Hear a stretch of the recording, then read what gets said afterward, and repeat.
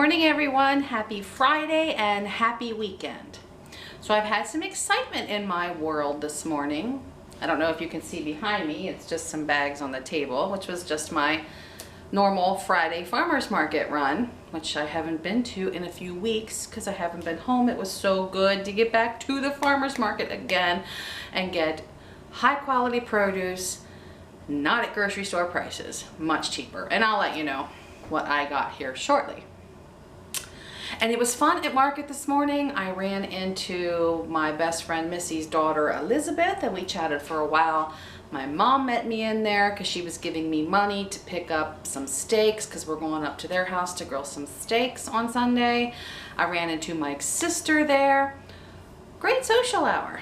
But my day did not start off quite this well. So I know I've already told you, but just in case you don't remember, I take Mike to work in the mornings. So we left this morning a little bit after 3 a.m. and he was driving. We were in his Tahoe, which is kind of indestructible. 21 years old, still going, won't quit. And we just keep running it. You know, we're not going to get rid of it, especially because it's a two-door and they're hard to find.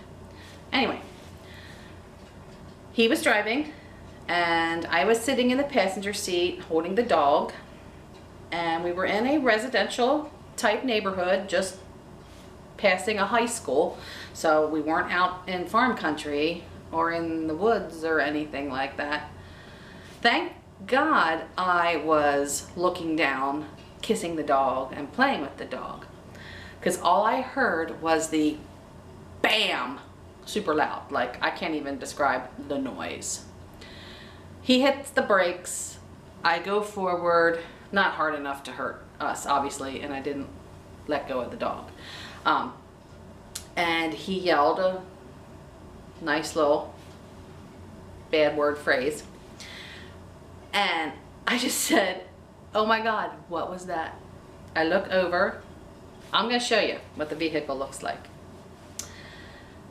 A deer came down off of a hill in this residential neighborhood and right into the side of his Tahoe. Same side that we had a hit and run driver cave the door in a little over a year ago. So again, this truck is a tank. Unfortunately, we only carry liability insurance on it because of its age. We don't carry comp and collision. So we never got the hit and run damage fixed because it was in the thousands of dollars. Now with the additional damage, even if we had carried insurance on it, it would have totaled the vehicle out at this point. Still drivable, it just looks like a piece of crap. Passenger side, perfect. Not a door, ding, scratch or anything on the passenger side, but you walk around to the driver's side, ugh. And I'm telling you all this now inside because when I take the camera outside, it's very windy today, so you might not be able to hear me outside for wind noise. But let's go take a look at what this deer has done to our truck. I love deer, but the only reason a deer would be in a residential neighborhood like that is if someone was feeding it. Do not feed the deer, people. Do not feed the deer. Okay, passenger side, perfect condition.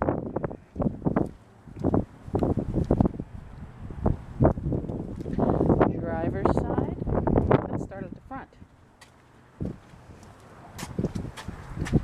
Mirror, gone.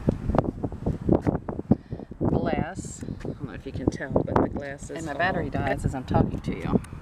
This may be hard for the camera to pick up, but there's etching on the glass here, here, and here. It literally, whatever body part hit here, dug into the glass. It was a doe, fortunately. If it was a buck and it would have hit like this, it would have shattered the glass. I mean, it was a miracle. The glass is all intact. But there's fur. I mean, this was a huge wad of fur that we already dug out. But I don't know if you're going to pick this up on camera, but this whole side is all caved in the whole way back. This is all crinkled.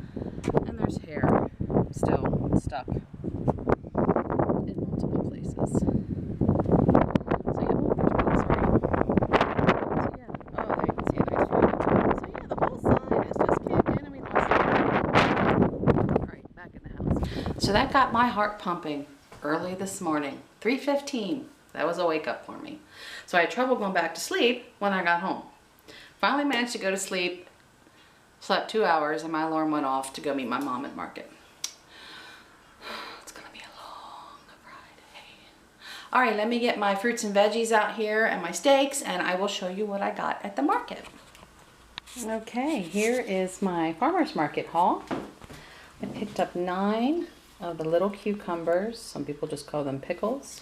These are awesome just to cut up and eat as a snack. I got 4 6-ounce containers of blueberries. They're pretty big, nice and plump. So that's what, £1.50 total, cost me $5. These were 3 for $1, so $3 worth of pickles. Pears, oh my gosh, I couldn't think of the word. Pears, and a pound of mushrooms. These 4 things here cost me $12 and some change. So these were 5, these were 3, so that's 8. So for $2 and some change, I also got 5 pears and a pound of mushrooms. The sweet onion was 79 cents. 5, 1, 2, 3, 4, 5 wonderful porterhouse steaks. These were $64.30 for 5 of these, so that works out to just under $13 a steak, and they are beautiful. This is my only splurge, which is definitely more expensive than paying grocery store prices, but these homemade pickles are insanely good. $7 for a quart, and as of next week, their prices are going up to $7.75 a quart. But I could sit and eat a bowl of those. They are so good. They're so crisp. They're just not like a grocery store pickle. And then I got 4 zucchini, a red pepper, 4, oh, beautiful. Look at these tomatoes. You know that's my weakness. I love my tomatoes. Broccoli, huge head of broccoli, and a massive bunch of green leaf lettuce. This is literally one bunch. It looks like 2, but it's one whole bunch. And these items right here, my bill, 5 items, 1, 2, 3, 4, 5. Those items cost me $13.14. So I cannot complain. I did really good at market today. So considering the amount of vegetables I got, 14.26. No, $13.25. So under $26 for all of the produce you see. And again, I don't think that's bad at all. So that's it for my farmer's market haul. I'll be back. It's another freezing cold day, so I think we're gonna roast a chicken for dinner tonight.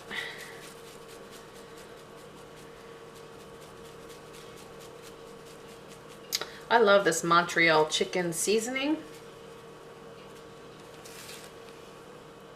When I make the beer can chicken that you do on the grill by sitting the whole chicken on a can of beer, this is the seasoning it's my favorite. I love this one chicken. Just an all-around great seasoning, already has the salt in. So I'm just gonna add a little bit of water. I'm gonna try it in my Dutch oven tonight. I don't remember ever making a whole chicken in one of these before, but I'm gonna give it a whirl. So again, you know me, low and slow. 225 for quite a few hours. All right, well my chicken is pretty much done. So it's just kind of sitting in the oven, just chilling. Actually, I hope it's not chilling. I hope it's still warming. So I'm gonna make a green bean side dish, but it's a kind of a heartier dish. I'm gonna take some regular French style green beans, but I'm gonna jazz it up a little bit with some onions and some mushrooms. So I'll show you how I'm gonna do this. All right, in a non-stick skillet, I just have a little bit of onions. I'm not making a huge amount. And then I'm going to actually cook my green beans ahead of time over here. I am using the French cut green beans. And I'm gonna cook those till they're completely done.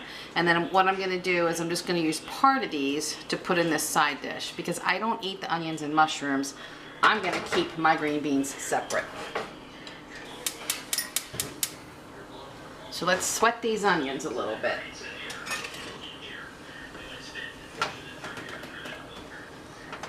And I'm just sauteing them in some avocado oil.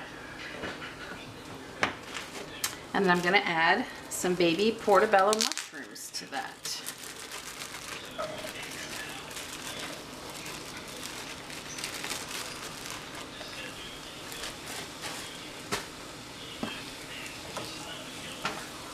And you're just gonna let these cook till the mushrooms are brown as much as you like them brown. My husband likes his pretty brown. Some people don't. So just cook them to your liking. Okay.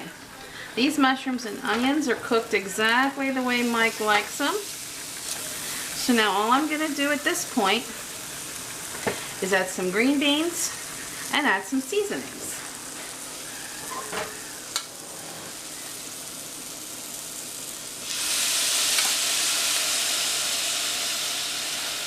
If you're a vegetarian, excuse me, but still need something hearty and that has protein in it, this would be a perfect meal with the mushrooms in there. If you can handle that mushroom thing. But y'all know, that ain't for me. So we're gonna add some salt and pepper. Again, very basic seasoning.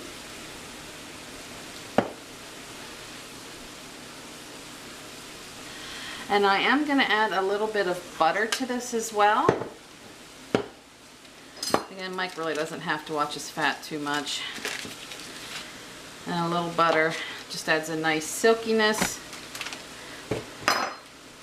and definitely helps with the flavor. And that's it. So now we're going to pull the chicken out of the oven and take a look at that. But once this butter melts, this side dish is all done. So let's have a look at this chicken. Are you ready? Oh my. I got a ton of broth. A ton. Literally, I got a ton of broth. Can you tell I had it out earlier and was digging at it to taste it? I'm sorry. But this little sucker is just falling right apart, so I don't want to play with it too much. And I'm going to show you my other side dish I made for tonight. So almost a year ago, probably on my channel, I posted a recipe for my homemade cucumber and onion salad. Cream-based dressing made with mayonnaise and milk and sugar and vinegar, salt, pepper, and celery salt. Well, Mike and I have since quit eating mayonnaise just because of how really bad it is for you. However, before I go any farther, Michelle from Lakeside Homestead just posted a Costco haul the other day. Now, she lives in Canada, so I don't know if it's available here in the States yet. But she found a mayonnaise at Costco that is made with avocado oil instead of the other unhealthy oil. She did say it's expensive. She didn't say the price, but again, it would have been in Canadian dollars. So those of us here in the States, I don't know what the conversion rate is. So I don't know if I'll look for that or if I'll try it or not. But even without mayonnaise, you can still create a good, healthy, creamy cucumber side dish. So here's what I did. This is an alteration in flavor even from my traditional recipe. So the dressing for this, you can use a non-fat yogurt and a sour cream, a little bit of white vinegar, some salt and pepper, some milk to thin it out, and some dill weed I put in it this time. And these are yummy, just absolutely yummy. So that, and some chicken, and some green beans will be our Friday night dinner. Well, I think we did pretty good. This is all we have left out of a whole chicken. Now, granted, it wasn't a huge chicken, but yeah, we picked that sucker pretty good. So I'm going to pick off, obviously, my good breast meat and some leg meat here. And the rest of these bones and pieces of meat are going in this freezer bag, which already has some chicken bones in it. So once that's full, I will put those in a crock pot and let them cook overnight to make some chicken broth. And I got a whole quart of chicken broth out of this chicken tonight. So that's heading into the fridge because I may use that this week. If I don't use it by the end of next week, then I'll pop it in the freezer. So I think that's going to do it tonight. Someone hasn't been on camera, so I thought I'd show you my precious little boy who, he's still holding his own. For those of you that have been following his journey, he's still about the same with his heart disease. However, he is showing some other problems. He started having, I'm not sure yet if they are seizures or like mini strokes. So he has an appointment with the vet on Monday to get him checked out. We knew this was a possibility. He actually has a left eye that sticks out farther than the right one. And it's not really noticeable unless you're looking down on the top of his head or looking at him from the back and the top. And that's very common in Chihuahuas, and what it normally means is there's a tumor that grows behind the eye. Again, very common thing. If that's pushing on a certain spot in his brain, that can be causing these little spells that he has. But he kind of goes limp and just falls over, or if he's in a standing position, he'll just start wobbling back and forth. And if there's anything in his bladder, he just loses control and he'll just pee everywhere. So again, he's still a happy little boy. He's not suffering. It's just that we're starting to see, you know, just some progression because of his age. So we're just going to love him to death for however long we have him. He's my little boy. All right, so I'm going to sign off. Again, happy Friday. Happy weekend to everybody. And I will catch up with you all soon. Bye.